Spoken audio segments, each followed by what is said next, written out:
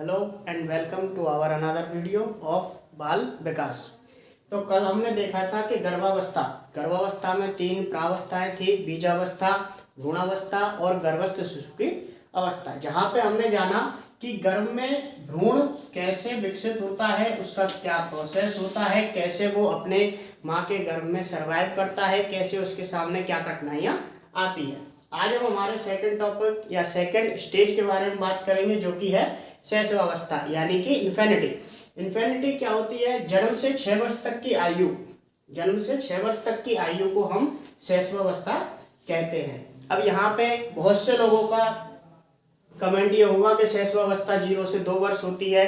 तो रॉस के अनुसार 0 से 3 वर्ष थी, जीन पियाजे ने 0 से 2 वर्ष कहा, लेकिन अभी हम जो बात कर रहे हैं वो ओवरऑल शैशवावस्था की बात कर रहे हैं। यानी कि कोई भी व्यक्ति है, उसके 0 से 6 वर्ष तक की अवस्था को हम क्या कहेंगे? साइंटिफिक लैंग्वेज में उसको हम शैशवावस्था कहेंगे। मनोसामाजिक विकास के अनुसार शैशवावस्था 0 से 2 वर्ष तक ही होती है, लेकिन शैशवावस्था 0 से 6 वर्ष तक साइंटिफिकली होती है। शैशवावस्था जो होती है उसे हम खिलौनों की आयु भी कहते हैं, टॉय एज कहते हैं। टॉय एज हमारे लिए एक नंबर दिलाने वाला पॉइंट हो सकता है, क्योंकि जीन पियाजे ने भी इसे टॉय एज के बारे में अपने सिद्धांत में जिक्र किया था। अब बात आती है दूसरी कि शैशवावस्था के बारे में सबसे ज्यादा जो प्रचलन है वह कब प्रारंभ हुआ? तो क्रो एंड क्रो के अनुसार 20वीं शताब्दी में शैशवावस्था की शताब्दी कहा जाता है। यानी कि 20वीं शताब्दी 20th सेंचुरी ऐसी सेंचुरी थी जिसमें शैशवावस्था के बारे में सबसे ज्यादा प्रयोग किए गए या सबसे ज्यादा प्रचलन में आई। तो शैशवावस्था को क्रो एंड क्रो ने 20वीं शताब्दी को शैशवावस्था की शताब्दी कहा है। अब इसके बाद बात आती है कि जन्म के समय, यानी कि जब बच्चा गर्भ से बाहर आता है, इस धरती पे आके अपने आप को अनुकूलित करता है, उस समय उसमें कोई भी प्रकार का संवेग नहीं होता, केवल उत्तेजना मात्र होती है। यानी कि जन्म के समय बच्चा किसी भी प्रकार के संवेग को नहीं जानता है, यानी कोई भी प्रकार की पीड़ा या खुशी अनुभव नहीं करता है।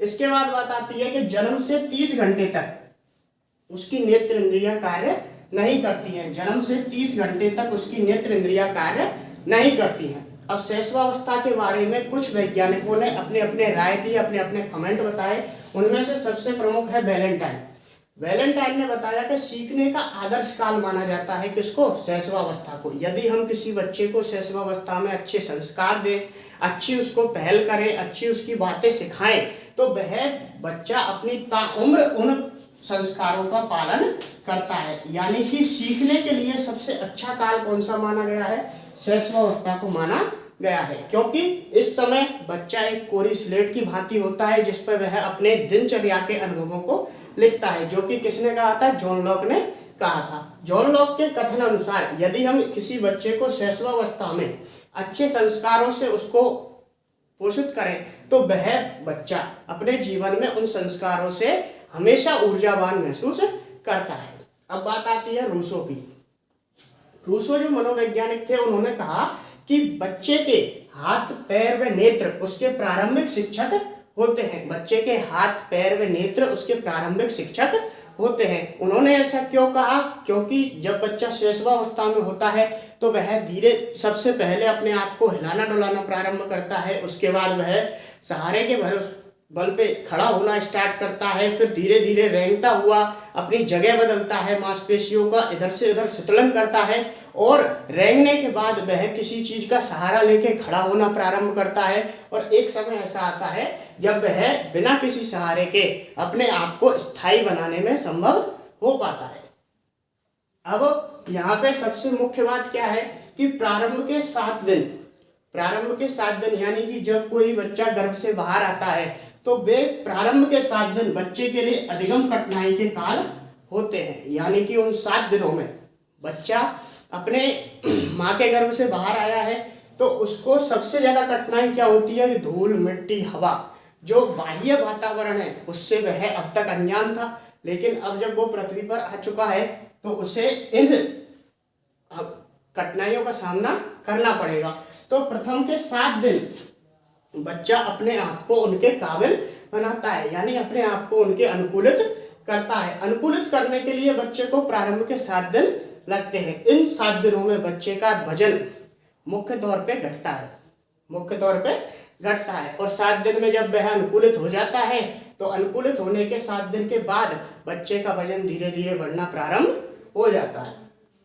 शैशवावस्था के प्रमुख गुणों की बात करें तो शैशवावस्था के कुछ प्रमुख गुण होते हैं जिनके बारे में सबसे पहला है अनुकरणीय प्रकृति, यानी कि बच्चे को जो भी हम सिखाते हैं या जो हम कार्य करते हैं बच्चा उन्हें करने लगता है। जैसे गोलू के पापा यदि बाजार जाते हैं, रोज उनका रोज बाजार जाने का प्रक्रिया है, तो एक समय के बाद जब गोलू अपने पापा की हैबिटों को समझने लग जाता है तो वह उसी समय अपने पिताजी को याद दिलाने लग जाता है कि आपको आज बाजार जाना है या फिर मैं भी आपके साथ चलूँगा। जैसे लड़कियां होती हैं अक्सर जो अपनी माँ के पास रहती हैं तो वो रसोई में अपने माँ की तरह ही अपने कार्यों को करना प्रारंभ कर देती है, यानी कि बच्चे को जिस प्रकार के माहौल में ढाला जाता है तो वह उसी प्रकार का अनुकरण करने लगता है। यदि कोई बच्चा स्लम एरिया में रहता है यानी कि गंदी बस्तियों में रहता है तो वहाँ के लोग अक्सर गालियों का प्रयोग करते हैं, तो उनका विकास उसी प्रकार के माहौल में होने के कारण वे बच्चे अक्सर बहुत जल्दी गाली गलौज सीखने के चपेट में आ जाते हैं। इसीलिए पहले कहा जाता है कि शैशवावस्था में बच्चे को जितना स्वच्छ माहौल मिलेगा उसका जीवन उतना ही आसान होगा। बच्चे में नैतिकता बिल्कुल शून्य होती है। नैतिकता से यहाँ पे मतलब है यदि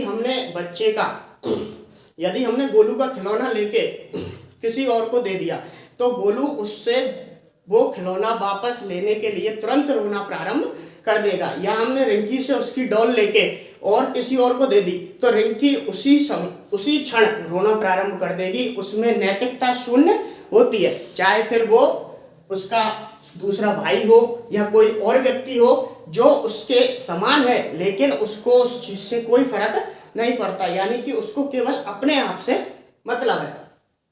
स्व केंद्रता, वह चाहता है, शैशवावस्था में बच्चा हमेशा ये चाहता है कि लोग आसपास के जो हैं वो हमेशा मेरी ओर ध्यान दें, यानी कि अपने आप की ओर ध्यान देने की प्रवृत्ति उसकी होती है, यानी कि उसको केवल अपने और अपने माँ से मतलब होता है। इसके अलावा उसको दुनिया में कोई भी कुछ भी हो उसको उससे कोई फर्क नहीं पड़ता है।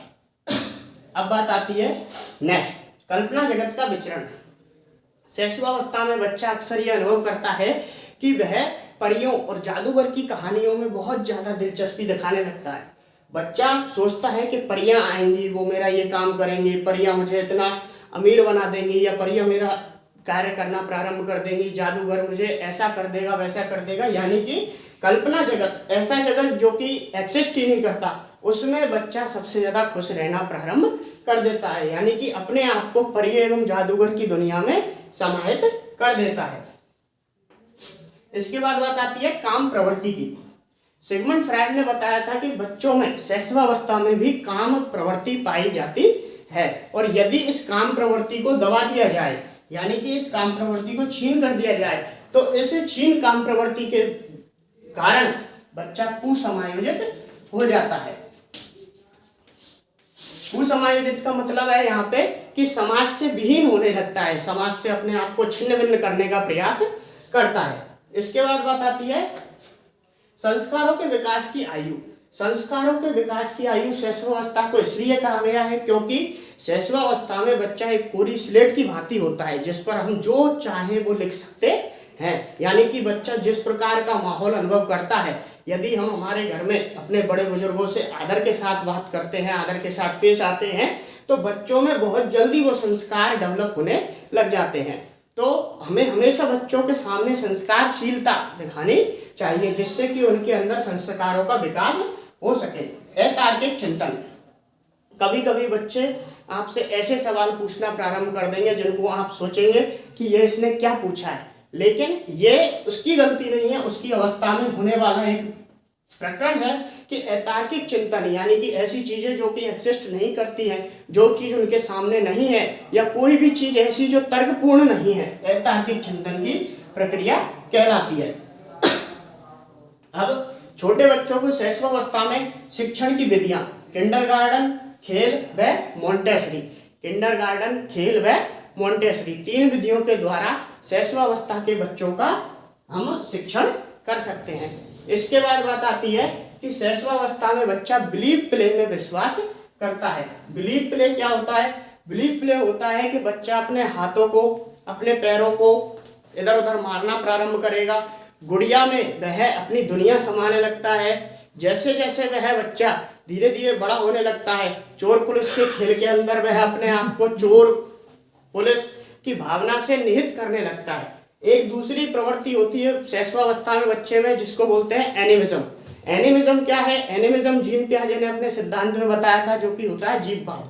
यदि हम किसी बच्चे को कोई टेडी बियर ला के गिफ्ट कर दें तो बच्चा उसमें अपने आप को समाहित करता है, यानी कि उसको ऐसा समझता है जैसे यह एक सजीव प्राणी है। उसको भूख लगने का आभास होता है, वह सोचता है कि यह टेडी बियर मेरे से बातें करेगा, जो कि जीन पियाजे ने अपने संज्ञानात्मक विकास में बताया था।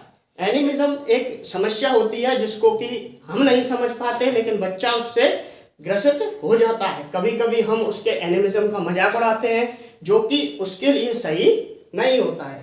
अब यहाँ पे कुछ मनोवैज्ञानिकों ने अपनी बातें बताई थी, वो हम आपको बताते हैं। फ्राइड ने बताया कि 4 से 5 वर्ष में बच्चा अपनी पूर्णता को प्राप्त कर लेता है, यानी कि बच्चे का मानसिक विकास पूर्ण हो जाता है। वैलेंटाइन ने बताया कि सीखने का आदर्श काल होता है। सीखने का आदर्श काल से मतलब है कि वह कोई भी चीज सीखने की प्रवृत्ति की रखता है, यानी कि वो किसी भी चीज को आसानी से सीख सकता है। न्यूमैन ने यहाँ पे बताया कि 5 वर्ष तक की अवस्था मस्तिष्क के लिए अति ग्रहणशील होती है। न्यूमैन के अनुसार 5 वर्ष तक का बच्चा अपने मस्तिष्क से बहुत सारी चीजों को सीख सकता है। इसके बाद बात आती है जॉन लॉक की। जॉन लॉक ने बताया कि बच्चा एक कोरी स्लेट की भांति होता है, जिस पर वह अपने अनुभव लिखता है। अब यहाँ पे बात आती है अपने स्वयं के अनुभव लिखता है। अब उसके स्वयं के अनुभव अच्छे भी हो सकते हैं और बुरे भी हो सकते हैं। तो शैशवावस्था में मुख्य जो पॉइंट है वो यही है कि जन्म से उसमें कोई संवेग नहीं होता है। जन्म के 30 घंटे तक उसकी नेत्रेंद्रियां कार्य नहीं करती हैं और प्रारंभ के 7 दिन उसके अधिगम की कठिनाई के काल होते हैं। Thank for watching. मिलते हैं अगली वीडियो में।